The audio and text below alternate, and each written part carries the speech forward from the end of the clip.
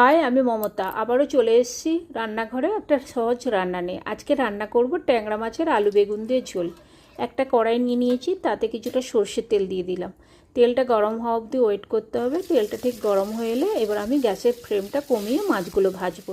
যেহেতু ট্যাংরা মাছে খুব তেল ছিটকায়, তাই গ্যাসের ফ্লেমটা কমিয়ে আস্তে আস্তে মাছগুলো ভাজতে হবে।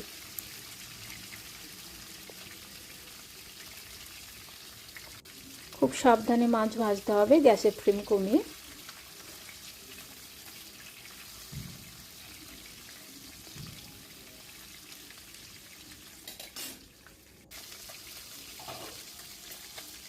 একদিকটা ভাজা হয়ে গেছে, আমি আর একদিকটা উল্টে দিচ্ছি।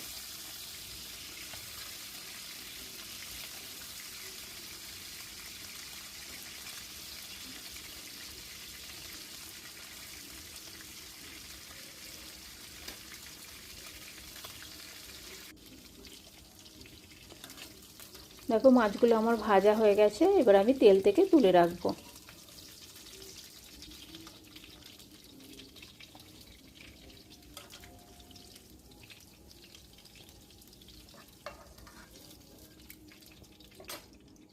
এবার এই তেলের মধ্যেই আমি কিছু ফোড়ন দিয়ে দেবো তরকারিটা করার জন্য। এখানে আমি 1 চামচ মতন 5 ফোড়ন দিয়ে দিলাম। আর দিয়ে দেবো কিছু কুচিয়ে রেখেছিলাম রসুন, আর চিড়ে রেখেছিলাম কাঁচা লঙ্কা। চিড়া কাঁচা লঙ্কা রসুন দিয়ে আবারও তেলের সাথে একটু ভেজে নিতে হবে। রসুন কিন্তু বেশি লাল করে ভাজবো না, ঠিক হালকা করে ভেজে এই সময় দিয়ে দিলাম 2টো মিডিয়াম সাইজের পেঁয়াজ কুচিয়ে রেখেছিলাম, সেটা দিয়ে দিলাম।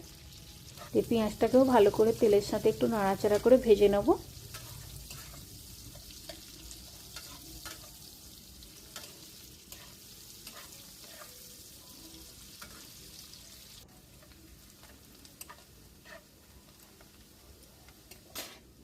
ঠিক পেঁয়াজটা এইভাবে ভাজা হয়ে এলে এই সময় আমি দিয়ে দেবো টমেটো কুচোনো। আমি এখানে 2টো ছোটো সাইজের টমেটো কুচিয়ে রেখেছিলাম, সেটা দিয়ে দিলাম। দিয়ে আবারও ভালো করে তেলের সাথে মিশিয়ে নিচ্ছি যতক্ষণ না টমেটোটা নরম হয়।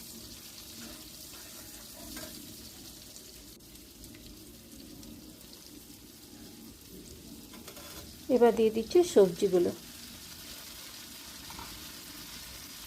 আমি এখানে দিয়েছি কচু, আলু আর বেগুন। শুধু আলু বেগুন দিয়েও করা যায়, যেহেতু আমার কাছে কচু ছিল 2টো, তাই আমি দিয়ে দিয়েছিলাম। খুব সুন্দর খেতেও হয় কচু দেওয়ার পর। কচু যারা ভালোবাসো তারা দেবে, না ভালোবাসলে দেওয়ার দরকার নেই। এবার পরিমাণ মতো নুন, আর দিয়ে দেবো 1/2 চামচ মতন হলুদ গুঁড়ো। দিয়ে আবারও ভালো করে সবজির সাথে মিশিয়ে নেবো।